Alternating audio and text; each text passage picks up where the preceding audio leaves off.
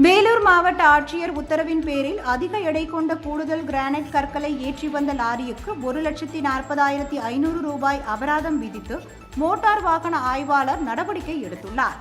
வேலூர் மாவட்டம் பள்ளிகொண்டா வெட்டுவானம் பகுதியில் பெங்களூர் சென்னை தேசிய நெடுஞ்சாலையில் கடந்த 20ஆம் தேதி அதிக எடை கொண்ட கிரானைட் கற்களை ஏற்றி வந்த லாரி வேக தடையில் ஏறி இறங்கும் போது விபத்திற்குள்ளானது.